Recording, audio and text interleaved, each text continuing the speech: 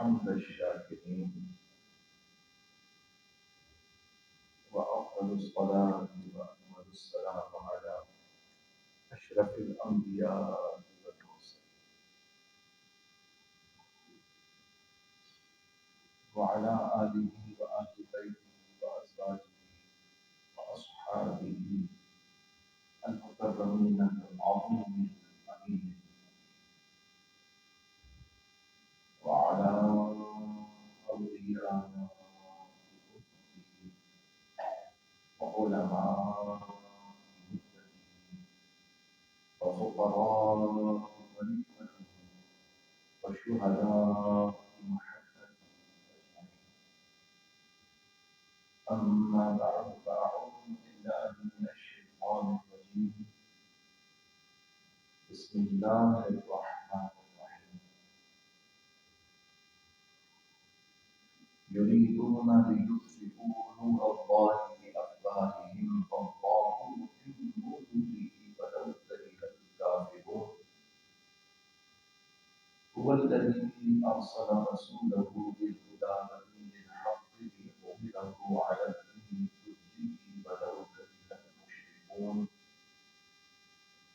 يا أيها الذين آمنوا هل أدلكم على تجارة تنجيكم من عذاب أليم تؤمنون بالله ورسوله وتجاهدون في سبيل الله بأموالكم وأنفسكم ذلكم خير لكم إن كنتم تعلمون. صدق الله مولانا العظيم وبلغنا رسوله النبي الكريم ونحن على ذلك لمن الشاهدين والشاكرين والحمد لله رب العالمين. بآواز بلند درود پاک پڑھیے. اللهم صل على سيدنا محمد وآله وبارك وسلم صلاة وسلاما عليك يا سيدي يا خاتم النبيين.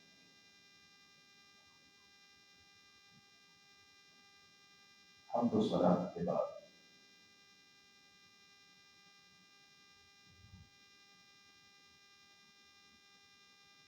میرے انتہائی محترم بزرگان ملت، عزیز نوجوان ساتھیوں اور میرے بچوں، فقیر نے ایک معمول کے تحت قرآن کریم کے اس موضوع کو عنوان بنایا ہے،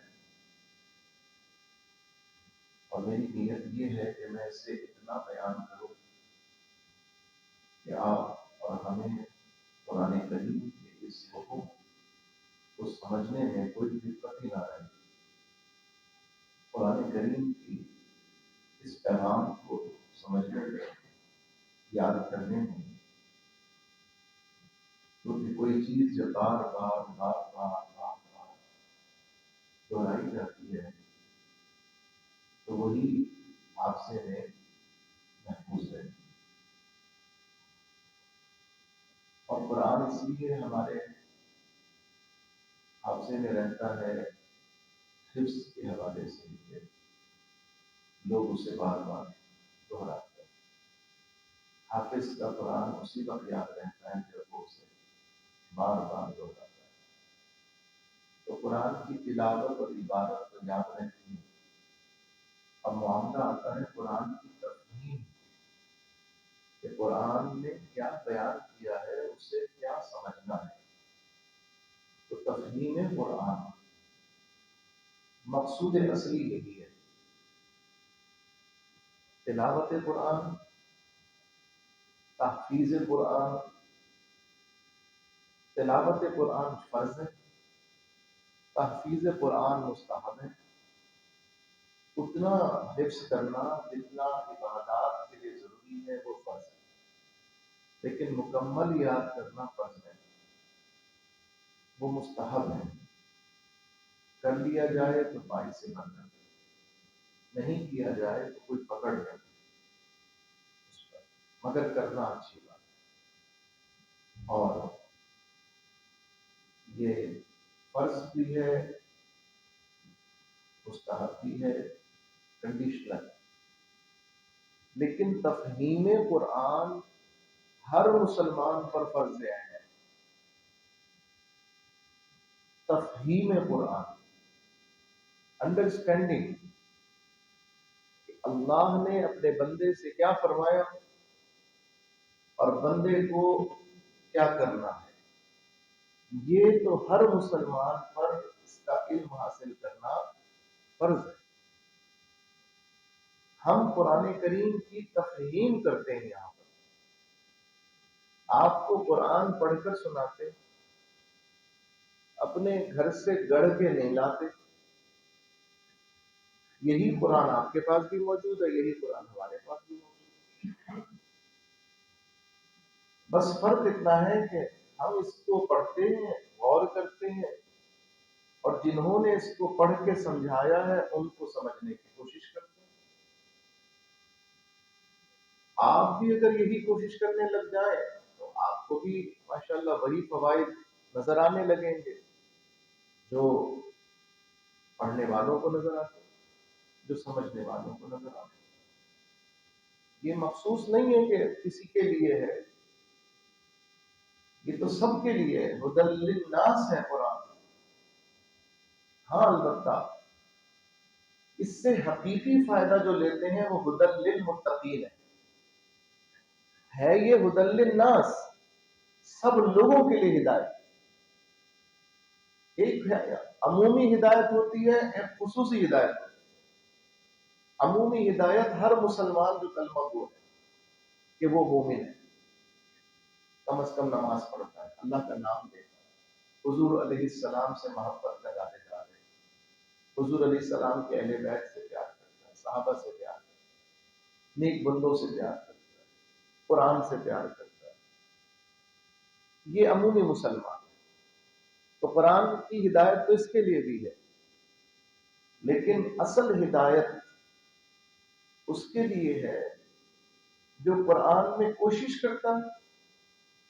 تو اب ہدایت کا برقرار رہنا تقوی کے ساتھ ہوتا ہے، محنت کے ساتھ ہوتا ہے، کوشش کے ساتھ۔ ایک ہے ہدایت کا ملنا اور ایک ہے ہدایت کا برقرار رہنا۔ ایک ہے نعمت کا ملنا اور ایک ہے نعمت کا برقرار رہنا۔ تو نعمت کا ملنا یہ ہدی للناس ہے، لیکن نعمت کا برقرار رہنا اور اس پر استقامت ملنا یہ ہدی للمتقین کے ساتھ۔ یہ فرق یاد رکھیں، یہی کیونکہ قرآن میں کسی مقام پر کہا گیا ہدی للناس، یہ قرآن ہے لوگوں کے لیے ہدایت، اور کہیں فرمایا گیا ہدی للمتقین، الف لام میم ذالک الکتاب لا ریب فیہ ہدی للمتقین۔ تو یہ فرق کیا ہوا؟ کہیں کہا گیا یہ ہدایت ہے متقین کے لیے، کہیں کہا گیا یہ ہدایت ہے عام لوگوں کے لیے۔ تو دونوں میں فرق میں نے آج آپ کو سمجھایا ہے، یہ بات یاد رکھیں۔ ہدی للناس کا مطلب یہ ہے نعمت کا ملنا، یہ بھی کوئی شکرانے سے کم کی بات ہے، جیسے ایمان ملا، لیکن اب ایمان کو برقرار رکھنا، اس پر استقامت کرنا، یہ انہی کو ملے گا جن میں چند کوالٹیز ہوں گی، یہ ان کا ایمان برقرار رہے گا۔ سب سے پہلی کوالٹی الذین یؤمنون بالغیب، نمبر 1 کوالٹی جو غیب پر ایمان لاتے ہیں۔ دوسری کوالٹی الذین یؤمنون بالغیب ویقیمون الصلاۃ، اور جو نماز قائم کرتے ہیں۔ اور پھر تیسری کوالٹی ہے وَمِمَّا رَزَقْنَاهُمْ يُنْفِقُونَ، جو ہم نے انہیں رزق حلال دیا ہے اس سے ہماری راہ میں خرچ کرتے ہیں۔ یہ 3 کوالٹی، پھر چوتھی ایک کوالٹی بھی ہے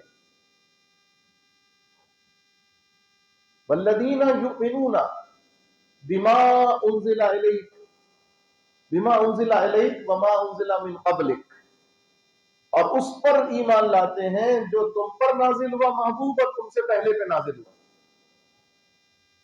جو تم پر نازل ہوا اور جو تم سے پہلے پر نازل ہوا۔ کتنی کوالٹیز ہو گئی؟ 4 کوالٹیز ہو گئی۔ اللہ نے فرمایا اولئک هم المفلحون، یہی ہے جو فلاح پانے والے، یہی ہے جو کامیابی ہے۔ کتنا آسان ہو گیا نا سمجھنا؟ 4 شرطوں کے ساتھ یہ قرآن ہدایت دے گا۔ کوالٹی یہ 4 ہونی چاہیے۔ پہلی کوالٹی غیب پر ایمان، جتنا غیب ہے، اور کائنات کا سب سے بڑا غیب اللہ ہے۔ کائنات کا سب سے بڑا غیب اللہ کی ذات ہے۔ جنت بھی غیب ہے، دوزخ بھی غیب ہے، فرشتے بھی غیب ہیں۔ غیب مانے چھپا ہوا، جو نظر نہیں آتا، جو حواس سے محسوس نہیں ہوتا، صرف نظر آنے والا نہیں، جو حواس سے، سینس سے، میٹر سے، آلات سے، سورس سے، میڈیٹر سے، کسی ذریعے سے نہیں محسوس ہو سکتے، اسے کہتے ہیں غیب۔ اللہ سب سے بڑا غیب ہے اس کائنات کا۔ فرشتے غیب ہیں، جنت غیب ہے، دوزخ غیب ہے، عذاب قبر، ثواب قبر غیب ہے، یہ سب چیزیں غیب ہیں۔ تو جو غیب پر ایمان لاتا ہے، محبوب کے بتائے سے مان لیتا ہے، اللہ تعالیٰ اس قرآن کو اس کے لیے ہدایت یافتہ بنا دیتا ہے۔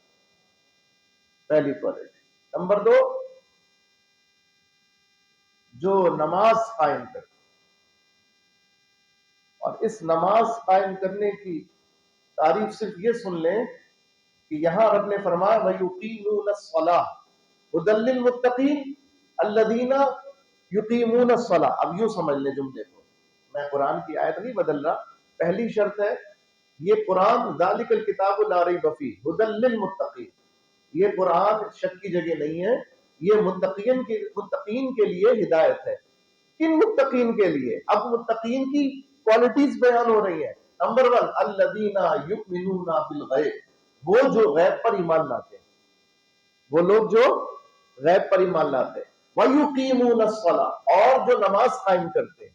یعنی پہلی کوالٹی ہے غیب پر ایمان لانا، دوسری کوالٹی ہے نماز قائم کرنا۔ نماز قائم کرنے والے کے لیے قرآن ہدایت ہے، نماز قائم کرنے والے کے لیے قرآن ہدایت ہے، لیکن یہی کلام ایک اور مقام پر بڑے عجیب انداز سے بیان ہو رہا ہے۔ فرمایا گیا فَوَيْلٌ لِّلْمُصَلِّينَ، جہنم ہے نمازیوں کے لیے۔ یہاں قرآن کہہ رہا ہے کہ ہدایت ہے نمازیوں کے لیے، اور ادھر کیا فرما رہا ہے؟ فَوَيْلٌ لِّلْمُصَلِّينَ، مسلین کے لیے ویل ہے۔ ویل کہتے ہیں جہنم کے ایک گھاٹی کو، اللہ نے اسپیشل بنائی ان کے لیے جو نماز پڑھتے ہیں۔ یا اللہ، نماز پڑھنے والوں کے لیے قرآن ہدایت ہے، اور تو ہی فرما رہا ہے قرآن میں کہ نماز پڑھنے والے کے لیے جہنم کی گھاٹی ہے۔ تو اب مولا یہ سمجھ نہیں آ رہی بات ہے نا، اب یہاں ادراک نہیں ہو رہا، یہاں تفہیم نہیں ہو رہی، انڈرسٹینڈنگ نہیں ہو رہی، دونوں باتیں ایک دوسرے کے بالکل ضد نظر آ رہی ہے، اپوزٹ نظر آ رہی ہے۔ تو قرآن ہی وضاحت کر رہا ہے کون سے نمازیوں کے لیے ویل ہے۔ الذین، وہ، ہم عن صلاتہم، جو نماز تو پڑھتے ہیں لیکن ساہون، انہیں پتہ ہی نہیں ہوتا کہ ہم نے کیا پڑھا، انہیں معلوم ہی نہیں ہوتا۔ وہ اللہ اکبر سے کہہ کے سلام تک رسم ادا کرتے ہیں، انہیں روح کا پتہ ہی نہیں ہوتا، انہیں اس کی لذت کا اندازہ ہی نہیں ہوتا، وہ تو رسم ادا کرتے ہیں۔ تو ایسے رسمی نمازیوں کے لیے قرآن ہدایت نہیں ہے۔ اب پتہ چل گیا، اب کلیئر ہو گئی بات۔ جو رسمی نمازی ہے یہ قرآن ان کے لیے ہدایت نہیں ہے، بلکہ ان کے لیے تو جہنم ہے، اور جہنم کی بھی ایک اسپیسیفک گھاٹی ہے، ایک اسپیسیفک جگہ ہے جس کا نام ویل ہے۔ کیا نام ہے؟ ویل ہے۔ ہم تو دنیا میں ویل مچھلی کو کہتے ہیں عربی میں جو ویل ہے، واو یا لام ویل، یہ ویل جہنم کی ایک گھاٹی ہے جو اسپیشلی بنائی گئی ہے ان نمازیوں کے لیے جن کو اپنی نماز کی خبر ہی نہیں۔ تو اب سمجھ میں آ گیا کہ ہر نماز پڑھنے والا جو ہے وہ ہدایت یافتہ نہیں ہوتا۔ ہدایت اسی کو ملے گی جو نماز کو اس کی روح کے ساتھ ادا کرے، صرف رسم کے ساتھ نہیں۔ ہم میں سے بہت سے دوست، میں اپنی بات آپ جب بھی کرتا ہوں آپ لوگوں کے حوالے سے، یہ ہم آپ، اس میں خود کو شامل کرتا ہوں۔ ایسا نہیں ہے کہ میں اپنے آپ کو جدا سمجھتا ہوں، ایسا نہیں ہے کہ میری نماز بڑی خشوع و خضوع والی ہے، میرا یہ دعویٰ نہیں ہے، لیکن یہ ضرور ہے کہ میں جب بھی نماز پڑھتا ہوں تو مجھے قرآن کی اس آیت کی فکر ہو رہی ہوتی ہے کہ میری نماز ایسی تو نہیں کہ جو جہنم میں لے جانے والی ہے، میری نماز ایسی تو نہیں۔ مجھے فکر ہوتی ہے میں نے تسبیح صحیح پڑھی، مجھے یہ فکر ہوتی ہے کہ میں نے سجدہ صحیح کیا، مجھے یہ فکر ہوتی ہے کہ میں نے سجدوں کے درمیان، دو سجدوں کے درمیان تسلی سے بیٹھا، یہ تو نہیں بس اٹھا اور جا کے دھڑم سے دوسری دفعہ گر گیا۔ میں محسوسات ہوتی ہے نا انسان کی۔ نماز پڑھتا ہوں میں فرض پڑھانے کے بعد، جب میں، اب دیکھیں جب انسان کھڑا ہوتا ہے سامنے تو اس کی یہ رائٹ ویژن بھی ہوتا ہے، لیفٹ ویژن بھی ہوتا ہے، ذرا سا اس کو دائیں طرف بھی نظر آ رہا ہوتا ہے، اس کے رائٹ ویژن سے بھی اور لیفٹ ویژن سے بھی احساس تو ہو رہا ہوتا ہے نا، کوئی یہاں حرکت کر رہا ہے کوئی وہاں حرکت کر رہا ہے۔ ایسی ہی حرکتوں کو بعض دیکھ کر کہتے ہیں کوئی جن میرے ساتھ چل رہا ہے، کوئی میرے پیچھے لگا ہوا ہے۔ بہت سے آتے ہیں تو کہتے ہیں حضرت ہمارے ساتھ کوئی ہے، میں جب اٹھتا ہوں تو وہ اٹھتا ہے، میں جب بیٹھتا ہوں تو وہ بیٹھتا ہے، جب میں لیٹتا ہوں تو وہ لیٹتا ہے، کوئی میرے پیچھے پیچھے۔ یہ الوژن، یعنی جو ہمارے اندر ایک دماغ کے اندر ایک کہنے کے چل رہا ہوتا ہے کیمیکل، ایک جو بھی اس کا نام سائنس کا ہوگا اس وقت میرے ذہن میں نہیں آ رہا، سارے اسٹڈی کرتا ہوں میں، تو یہ تصوراتی خاکے ہوتے ہیں، خیالی وہ ہوتے ہیں تصور، اکثر کوئی اس کو دماغ پہ حاوی کر لیتا ہے تو نفسیاتی ہو جاتا ہے، اور کوئی نارمل رہتا ہے کیونکہ وہ حاوی نہیں ہونے دیتا۔ یہ سب کے اپنے اپنے ڈفرینٹ امیون سسٹم کہہ لیں، ان کی ول پاور کہہ لیں، ان کی سوچ اس پر ڈیپینڈ کرتی ہے، یہ سب دماغ کا کارنامہ ہے۔ میجورٹی جو ایسے کیسز ہوتے ہیں نا کہ اثرات ہو گئے ہیں، ان کو جن نظر آ رہا ہے، ان کو کوئی نظر آ رہا ہے، ان کو اماں نظر آ رہی ہے، ان کو کوئی شخص نظر آ رہا ہے، یہ سب تصوراتی خاکے ہوتے ہیں میجورٹی۔ لیکن ہمارے بابوں کا کام کیسے چلے گا، ہمارے عاملوں کا کام؟ بھائی بے وقوفوں کو بھی تو رزق ملنا ہی ہے نا، احمقوں کو بھی تو کھانا ملنا ہی ہے، تو اور چالاکوں کو، عیاروں کو اور مکاروں کو بھی ملنا ہے، تو مکاروں کا کھانا بے وقوفوں سے چلتا ہے۔ وہ جو ایسے میں تلاش کر رہے ہوتے ہیں اس کو علاج کی ضرورت ہوتی ہے، علاج کرانا چاہیے، صحیح علاج کرانا چاہیے۔ بہرصورت اب میں نماز پڑھا کے جب فرض پڑھ کے جب میں کھڑا ہوتا ہوں سنتوں کے لیے، جمعے کی بات کر رہا ہوں یا عام نمازوں میں بھی، جمعے کی بالخصوص، کہ جب میں سنتوں کے لیے کھڑا ہوتا ہوں تو اکثر مجھے دائیں بائیں لوگ سجدے پہ سجدہ کرتے ہوئے محسوس ہو رہے ہوتے ہیں، یعنی ایسا لگتا ہے کوئی سر پٹک رہا ہے، اس کے سر میں درد ہو رہا ہے، یا اس کو مطلب کوئی بے چینی ہے کہ وہ ایک سجدہ دھڑام سے کرتا ہے، اس کے بعد ابھی وہ اٹھا نہیں، دوبارہ سے دھڑام سے سجدہ کر دیا۔ یاد رکھیں کم از کم اتنا تو شعور ہو کہ ہم کر کیا رہے ہیں، ہمیں تو یہی نہیں پتا کہ ہم کر کیا رہے ہیں، ہم نماز کے نام پر آئے، ہمیں پتہ ہی نہیں کہ ہم نے کیا کرنا ہے کہ نہیں ہے یہ عمومی شعور، یہ ہمارا عمومی حال ہے کہ نہیں، آپ خود اندازہ لگا لیں اس بات کا۔ تو اتنی نماز تو کم از کم خیال سے پڑھو کہ پتہ تو ہو کہ پہلی رکعت میں تلاوت کیا کیا، دوسری رکعت میں تلاوت کیا کیا، اتنا تو سمجھ کرو۔ یہ جو تقریباً نمازوں میں خیال آتا ہے 3 پڑھی کہ 4، کہ رکعت تیسری ہے کہ 4، یہ اس لیے کہ کسی کے ذہن میں کاروبار چل رہا ہوتا ہے، کسی کے ذہن میں ابھی بات نماز سے پہلے جو ڈسکشن ہو رہی ہوتی ہے اسی کا کوئی نتیجہ نکل رہا ہوتا ہے. کسی کے ذہن میں کوئی اور مسئلہ، کسی کے ذہن میں کوئی اور مسئلہ. حاضر دماغی کے ساتھ جو نماز ہو، جو حاضر دماغی کے ساتھ، کہ آپ کہاں حاضر ہیں، اپنے آپ کو اپنے رب کی بارگاہ میں حاضر تصور کریں کہ میں اپنے رب کے دربار میں حاضر. فقیر بادشاہ شہنشاہ کے دربار میں آیا ہے، ایک فقیر گداگر شہنشاہ کے دربار میں آیا ہے. اب اگر وہ شہنشاہ سے نظر ہٹا کے ادھر ادھر نظریں جمائے گا تو شہنشاہ بھی تو اس پہ نظر نہیں رکھے گا. اگر اس کی نظر شہنشاہ کے قدموں پر ہوگی تو شہنشاہ کی نظر اس کے دل پر ہوگی، اس کے چہرے پر ہوگی. یہ تو ہمارا حال ہے نا کہ ہم کس طرف نظر کرتے ہیں. وہ اس کی رحمت تو پکار پکار کر کہتی ہے ہم تو مائل بکرم ہے کوئی سائل ہی ہے. راہ دکھلائے کسے، راہ روے منزل ہی نہیں. کوئی منزل کا متلاشی نہیں ہے ہمارے پاس، تو ہم راہ کس کو دکھ رہا ہے. اس کی رحمت تو پکار پکار کر کہہ رہی ہے. فلسطین پر ظلم ہو رہا ہے کہ نہیں ہو رہا؟ ہو رہا ہے. بہت دکھی ہے نا ہم لوگ بہت دکھی ہیں. بھائی کیوں گھبرا رہے ہیں؟ پریشان نہیں ہو، جو سچ وہ بول دیں.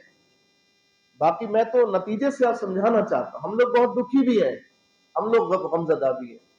فلسطین کے غم میں جو ہے ہمیں ہے تکلیف، کچھ نہ کچھ، ایسا نہیں کوئی خوش نہیں ہے. مسلمان ہو کے خوش تو نہیں ہو سکتا. یہ الگ بات ہے کہ ہم نے اس کے ساتھ کیسے کرنا ہے وہ ہم کر رہے ہیں کہ نہیں کر رہے، یہ ایک الگ بات ہے. اتنا تو ضرور ہے نا کہ ہمیں دکھ ہے کہ فلسطین کے مسلمانوں کے ساتھ 80 سال سے، تقریباً 80 سال سے یہی ہو رہا ہے. 75-80 سالوں سے 1948 سے لے کر آج تک فلسطینی پس ہی رہے. 75 سال ہو گئے نا، پس رہے آئے دن. اور تقریباً ہر رمضان میں تو سننے کو ضرور آتا ہے کہ غزہ پر بمباری، فلاں پہ بمباری، اتنے بچے شہید، اتنے 100 فلسطینی شہید. مجھ سے ایک صاحب پوچھنے لگے یہ حماس نے صحیح کیا؟ میں نے کہا کرے گا کیا، اور کیا راستہ کرنے کا بھائی. صحیح یا غلط کا فیصلہ تو بعد میں ہوگا، لیکن ایک شخص مر رہا ہے، ویسے ہی مر رہا ہے تو کہتا ہے بھائی کسی کو لے کے مروں، کسی کی جان لے کے، جو ظالم ہے دشمن ہے کم سے کم 2-4 کو مار کے مروں. یہ سوچ غلط ہے. جو اب کیا ٹھیک ہے، پہلے نہیں کر سکے لیکن اب کیا تو غلط کیا. کتنے ہزاروں لاکھوں شہدا ہو چکے، لیکن جو کچھ ہوا، اور نتیجے میں پھر لاکھوں ہو جائیں گے، لیکن وہ تو ویسے بھی ہو جاتے، گارنٹی تھی نہیں ہوتے. زمینوں سے بے دخل کر دیے گئے، شہروں سے بے دخل کر دیے گئے، اچھوت کی طرح ٹریٹ کیے جاتے ہیں، جانور کیڑے مکوڑوں کی طرح ان کی جانوں کی ویلیو رہ گئی ہے. تو ایسے میں اگر انہوں نے یہ کر دیا تو بتاؤ غضب کیا یا کمال کیا؟ اچھا کیا نا جو کیا. نتیجے میں تو جو ہو رہا ہے وہ تو ویسے بھی ہونا تھا، ایسے بھی ہو رہا ہے، سب کو پتا ہے. لیکن کچھ تو بہتر ہونے کی امید ہے. آج تم نے ان تنصر اللہ ینصرکم، تم اللہ کے دین کی مدد کرو، اللہ تمہاری مدد کرے گا. بتاؤ انہوں نے قدم بڑھایا کہ نہیں بڑھایا؟ انشاءاللہ مدد آئے گی، انشاءاللہ کچھ تو تبدیلی آئے گی. آپ کچھ کریں گے تو تبدیلی آئے گی نا، کچھ نہیں کریں گے تو کیا تبدیلی آئے گی. مرغا پلا ہوا تھا گھر میں، تو مالک جو ہے اس کا دل چاہا کہ میں اس کو کھا لوں، مگر بڑا نازوں کا پلا ہوا تھا، سمجھ نہیں آ رہی تھی بہانہ کیا بناؤں.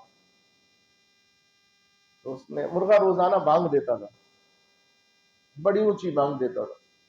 اذان کا وقت ہوتا تو وہ بانگ دیتا. تو اس نے مالک نے کہا کہ اگر کل سے تو نے بانگ دی نا، مجھے آواز بہت کھلتی ہے، میں تجھے ذبح کر دوں گا. اس نے بانگ دینا بند کر دی مرغے نے. تو وہ امجد بھائی ان کو آگے لے کر آئے، دیکھیں کرسی پہ بیٹھیں گے تو کرسی پہ ماشاءاللہ اہلاً وسہلاً اہلاً وسہلاً. ہماری مسجد کے بزرگ نمازی ماشاءاللہ اور ہمارے لیے تو ہم برکت ہی سمجھتے ہیں اپنے. اللہ تعالیٰ ان کو صحت سلامتی عطا فرمائے. ماشاء اللہ ماشاء اللہ. تو مرغا جو ہے وہ بچ گئے. اب مالک نے کہا اس نے تو بانگ دینا چھوڑ دی, بہانہ تو میرے پاس رہا نہیں کہ میں اس کو ذبح کروں. تو مرغا بیچارہ بانگ دباتا تو پھڑپھڑاتا. اب پھڑپھڑانے سے پروں کی آواز بڑی ہوتی, پر بھی اڑتے. اس نے کچھ دن کے بعد سوچا اس کو اس کے اوپر لگا دیتا ہوں کہ اگر تو اب پھڑپھڑایا نا تو میں تجھے پھڑپھڑا دوں گا. تو اس نے ڈر کے مارے پھڑپھڑانا بند کر دیا. پھر مالک کو بہانہ نہیں ملا. تو پھر کچھ دن گزرے, مالک نے کہا اچھا اب تو کوئی بہانہ نہیں رہا. اچھا چلو صحیح, کل سے تو انڈا دے گا, اگر انڈا نہیں دیا تو میں نے تیرے کو ذبح کر دینا. تو اسے ہاتھ جوڑ کے رونے لگا مرغا, زار و قطار رونے لگا. کہا اچھا موت یاد آئی تو رونے لگ گیا. کہا نہیں اس بات سے نہیں, اپنی بغیرتی پہ افسوس کر رہا ہوں, کاش اذان کے نام پر ہی جان دے دیتا. جب پہلی بات آئی تھی, جب کہا تھا کہ بانگ دینا بند کر, تو مسلمانوں کی امت مسلمہ کی کیفیت مرغے جیسی ہے. اس سے تقاضا کیا جاتا ہے کہ اپنی غیرت کا جنازہ نکالو, وہ نکال دیتی ہے. پھر وہ تلاش کرتے ہیں بہانہ, وہ کہتے ہیں نہیں جی اب یہ کرو, اب ناچ کر دکھاؤ, تو ناچنے لگ جاتے ہیں. پھر کہتے ہیں نہیں جی اب کپڑے اتارو, تو کپڑے اتار دیتے ہیں. پھر کہتے ہیں نہیں جی ابھی تسلی نہیں ہوئی ہے, ابھی تمہارا جو ہے ہم سے الفت جو ہے وہ اس کی تصدیق نہیں ہو رہی کہ تم دل سے کر رہے ہو یا صرف ہماری آسائشیں لینے کے لیے, ہمارے ملک میں آنے کے لیے, نیشنلٹی لینے کے لیے, امریکن کہلانے کے لیے, برٹشن کہلانے کے لیے, یورپین کہلانے کے لیے, ہے نا بھائی, تسلی نہیں ہو رہی. پھر وہ ڈو مور, مزید کرتے ہیں مزید کرتے ہیں. تو انسان کو سوچ لینا چاہیے کہ اسے پہلے مرتبے کے اوپر ہی, پہلے سٹیج پر ہی, کس سٹیج پر سودا کرنا چاہیے اپنی غیرت کا. میں یہ بات اکثر کہتا ہوں, شاید آپ کو یاد ہو کہ حالات اس نہج پر جا رہے ہیں کہ اب یورپ میں, امریکہ میں اور ایسے ملکوں میں کہ جہاں مسلمان کو اپنی اسلامی شناخت اختیار کرنے میں, اسلامی شناخت اختیار کرنے میں پابندی لگائی جا رہی ہو, تو ایسے ملک سے اب ہجرت کرنے کا معاملہ شروع ہو جانا چاہیے. بولے بات درست ہے کہ نہیں ہے؟ بجائے اس کے کہ پاکستانیوں کو وہاں بلاؤ, آؤ آؤ وہاں پر انصاف ہے, آؤ آؤ وہاں پر علاج ہے, آؤ آؤ وہاں پر کھانا ہے, آؤ آؤ وہاں پر یہ ہے اور وہ ہے. یہ بتاؤ کہ وہاں ایمان ہے کہ نہیں, وہاں شرم ہے کہ نہیں, وہاں حیا ہے کہ نہیں, وہاں اسلام پر عمل کرنے کی آزادی ہے. کیونکہ ہم نے ملک پاکستان کیوں لیا تھا, کیوں لیا تھا؟ ہم نے ملک پاکستان اس لیے لیا تھا کہ یہاں پر ہاسپٹل بہت اچھے بنیں گے. ہم نے ملک پاکستان اس لیے لیا تھا کہ یہاں پہ ریلوے کا نظام بہت اچھا ہوگا, بلٹ ٹرین چلے گی. ہم نے یہ ملک پاکستان اس لیے لیا تھا کہ یہاں موٹر وے بنائیں گے. ہاں یہ سب بننا تھا, اس کا اس سے تھوڑی تعلق تھا. ملک لینے کی وجہ کیا تھی کہ اس وقت جبر کا وہ عالم تھا کہ دین کا نام لینا مشکل تھا, دین کے شعار پر عمل کرنا مشکل تھا. لیکن ہم نے یہ تقاضا کیا, ڈاکٹر اقبال, بانی پاکستان محمد علی جناح اور جتنے بھی قائدین تھے, سب کا کیا مطالبہ تھا؟ ہمیں ایسا خطہ سرزمین چاہیے جہاں ہم مسلمان بحیثیت مسلمان آزادی کے ساتھ اپنے دین پر عمل کر کے زندہ سلامت رہ سکیں. یہی تھا نا موٹو, یہی موٹیو تھا ہمارا, یہی ہمارا مقصود تھا. لیکن یہ کس نے کہا تھا کہ اگر وہ یہ ہوگا تو وہ نہیں ہو سکے گا؟ ارے آپ کیوں یہ سوچتے ہیں کہ اگر اسلام آ جائے گا تو آپ کی ترقی رک جائے گی؟ کس نے کہا؟ ہر جائز ترقی کا اسلام جو ہے وہ حامی ہے. آپ دیکھیں افغانستان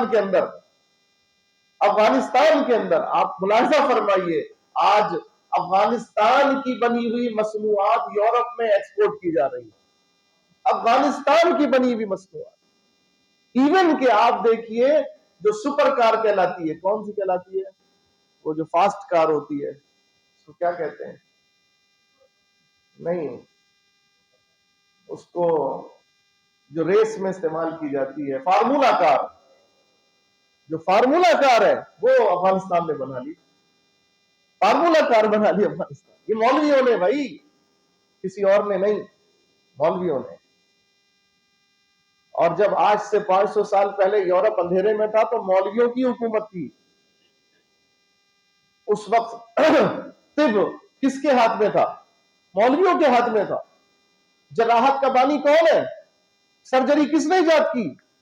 مولوی نے ایجاد کی. آپ کہیں گے اتنے فخر سے بتا رہے ہیں مولوی صاحب، آج آپ نے کیا کیا؟ آج ہم نے صرف ان کا ماضی یاد کر کر کے اپنا سر پیٹنا ہے، اب کچھ نہیں. وجہ یہ نہیں ہے کہ اس وقت مولوی الگ ہوتے تھے اور مسلمان الگ ہوتے تھے، اس وقت سب ایک ہی ہوتے تھے.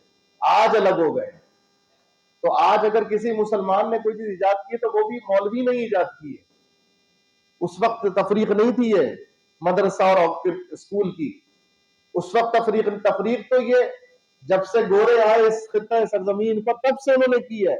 یہ ان کی سازش ہے کہ مدرسے کو اور مسجد کو اور. یہ تو ان کی سازش سے ہوا ہے، یہ کوئی ہماری تفریق نہیں تھی. اسی مدرسے سے پڑھ کر نکلنے والے ابن خلدون نکلے، اسی مدرسے سے پڑھ کر نکلنے والے ابن سینا کہلائے، اسی مدرسے سے پڑھنے والے ابن الحسن کہلائے، اسی مدرسے سے پڑھنے والے ابن فارابی کہلائے، اسی مدرسے سے پڑھنے والے یہ سارے بڑے بڑے سیاستدان، سارے بڑے بڑے سائنسدان، سارے بڑے بڑے انجینئر کہلائے. یہ جن مدرسوں سے پڑھنے والے تھے، اور اسی مدرسے سے پڑھ کر تو امام احمد رضا فاضل بریلوی نکلے. لیکن کیا وجہ ہوئی کہ وہ مدرسے میں وہ تعلیم کا وہ معیار نہ رہا اور دنیا اور دین مختلف ہو گئے. یہ بڑی سازش ہے، اس کو کوشش بھی کی جا رہی ہے کہ ختم کیا جائے. جامعہ ازہر اس کی ایک مثال موجود ہے.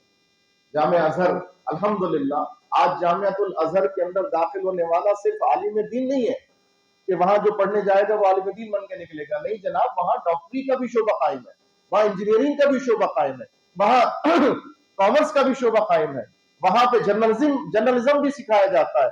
وہاں پہ دنیا کے جو جتنے جدید علوم پڑھائے جاتے ہیں، شعبے پڑھائے جاتے ہیں، وہ سب موجود ہیں وہاں پر الحمدللہ.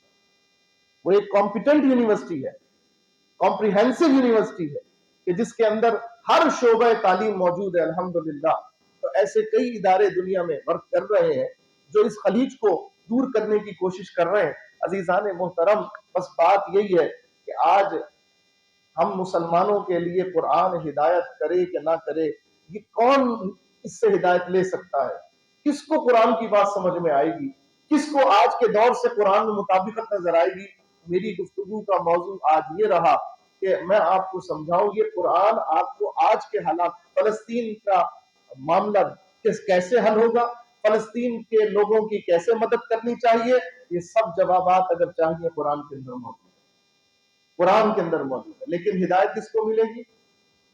میں نے بتایا 4 شرطیں ہونی چاہیے، اس کو ہدایت ملے گی. نمبر 1، جو یؤمنون الذین یؤمنون بالغیب، جو غیب پر ایمان لاتے، وَيُقِيمُونَ الصَّلَاةَ، اور جو نماز کو قائم کرتے ہیں. کون سی نماز؟ وہ نماز نہیں جسے پڑھ کر جہنم میں جائیں گے، وہ نماز کہ جس کو پڑھ کر اللہ تعالیٰ قرآن ہمارے لیے ہادی بنا دے گا، رہبر بنا دے گا، امام بنا دے گا. ایسی نماز پڑھنے والوں کے لیے. تو اب اندازہ لگا لیں، ہم میں سے جو ایسی نماز پڑھنے والا ہوگا قرآن اس کے لیے ہادی ہے، قرآن اس کے لیے رہبر اور امام ہے. اور نمبر 3، وَيُقِيمُونَ الصَّلَاةَ وَمِمَّا رَزَقْنَاهُمْ يُنْفِقُونَ، اور جو اللہ کی راہ میں اللہ کے دیے ہوئے حلال رزق سے خرچ کرتے ہیں، یہ قرآن ان کے لیے ہدایت ہوگا. اور چوتھی شرط، وَالَّذِينَ يُؤْمِنُونَ بِمَا أُنزِلَ إِلَيْكَ وَمَا أُنزِلَ مِن قَبْلِكَ، اور جو تم پر نازل ہوا محبوب اس پر ایمان لاتے ہیں، جو تم سے پہلے نازل ہوا اس پر ایمان لاتے ہیں. اور 5ویں شرط بھی ہے، 4 شرطیں نہیں ہیں، 5ویں شرط بھی ہے، بما انزل الیک وما انزل من قبلک وبالآخرۃ ہم یوقنون، اور جو قیامت پر یقین رکھتے ہیں. یہ 5 شرطیں.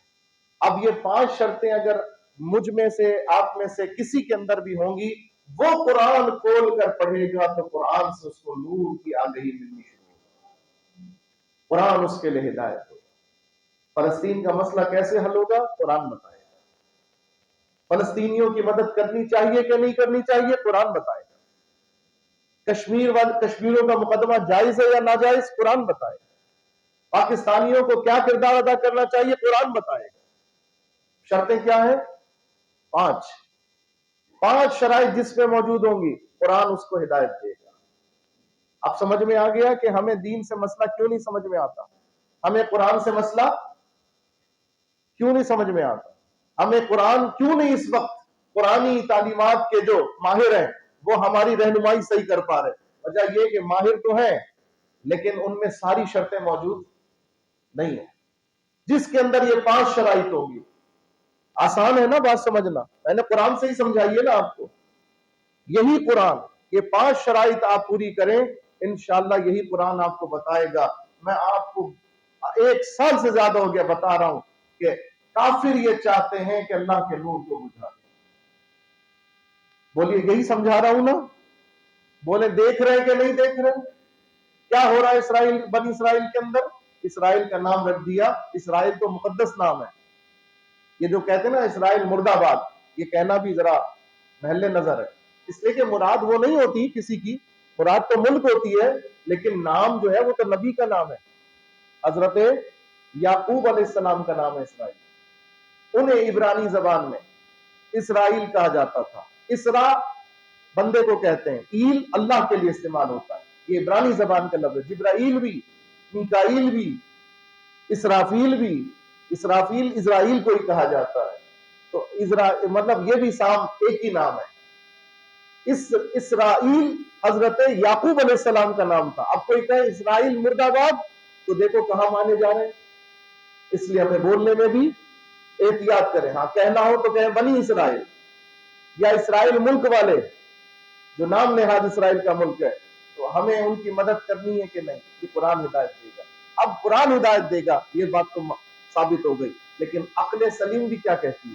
عقل سلیم وہی کہے گی جو قرآن کہے گا، کیونکہ قرآن سے ہر بات کھل کے نہیں لکھا فلسطین کے مسلمان، غزہ کے مسلمانوں کی جا کے مدد کرو، یہ نہیں لکھا قرآن میں۔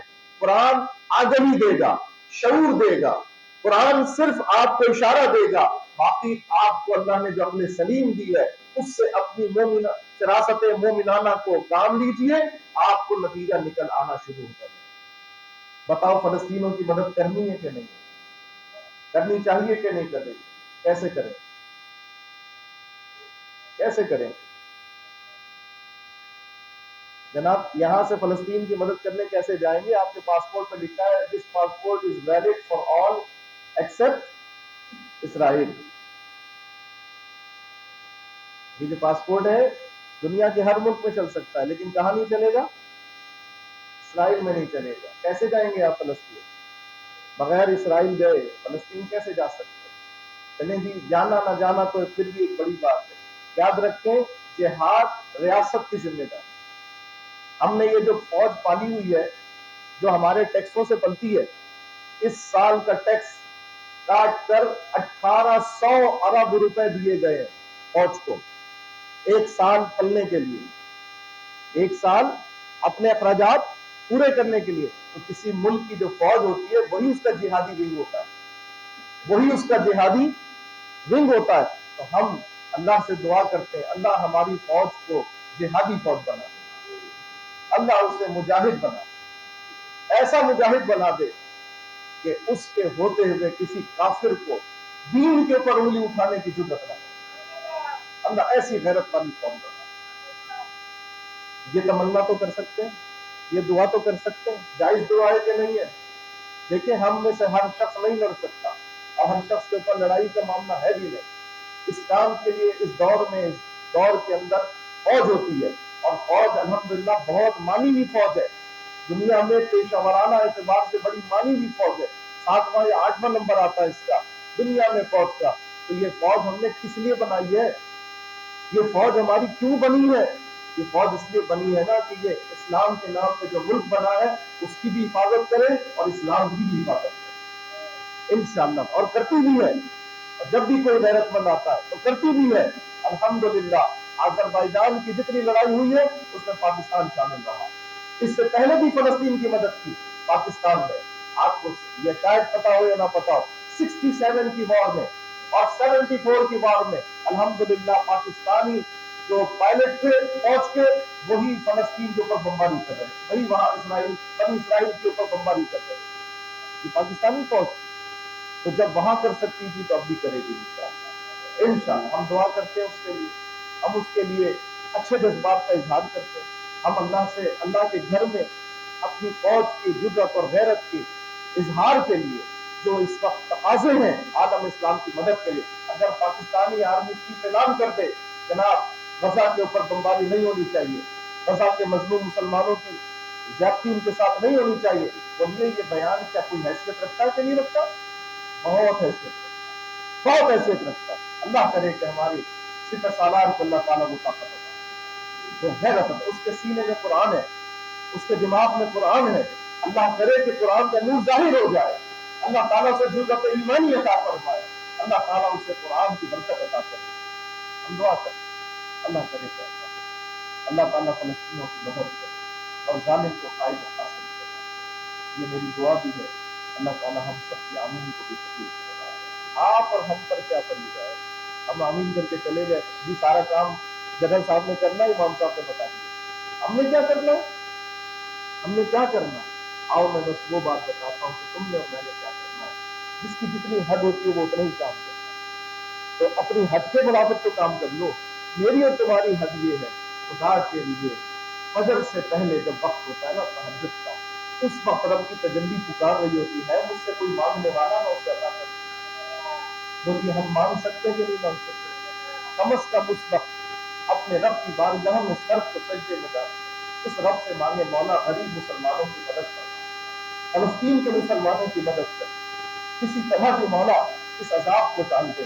یا اللہ تو مسلمان کو بھی مدد فرما اور اسلام کی بھی مدد فرما. اللہم اعز الاسلام والمسلمین, اللہم انصر الاسلام والمسلمین, اللہم اعز الاسلام والمسلمین. اللہ تو غیب سے مدد فرما. بولے یہ کر سکتے کہ نہیں کر سکتے؟ آؤ پھر آج مسلمانوں ہاتھ اٹھا کے وعدہ کرو, کرو گے نا انشاءاللہ تعالی؟ ہاتھ اٹھا کر وعدہ کرو اپنے رب کے درباروں. میں تم سے جان تو نہیں مانگ رہا, میں تم سے مال تو نہیں مانگ رہا, خدا کے بندوں سے اپنے مسلمان بھائیوں کے لیے تہجد کے وقت اس کے رب کے دربار میں دعا مانگ لینا بس, خدا کے لیے کہ اے اللہ کو مسلمانوں کی غیر سے مدد کرنا. یقین کرو تم دعا مانگو, اللہ تمہاری دعا قبول کرنا. مانگو تو صحیح.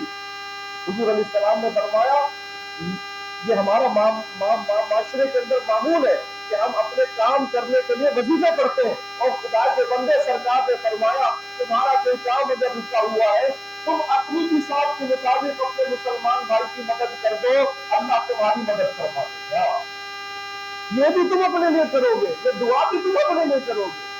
جس کو جو تمنا ہے پوری نہیں ہو رہی, آؤ فلسطین والوں کے لیے دعا کرو, آؤ مظلوموں کے لیے دعا کرو, انشاءاللہ اللہ تمہارے حق میں بھی دے کر اور ان کے حق میں فرمائے گا. تاجدار ختم نبوت مردہ دلی سے لے کر محبت سے اور دل کھول کر تاجدار ختم نبوت ہم سب نبی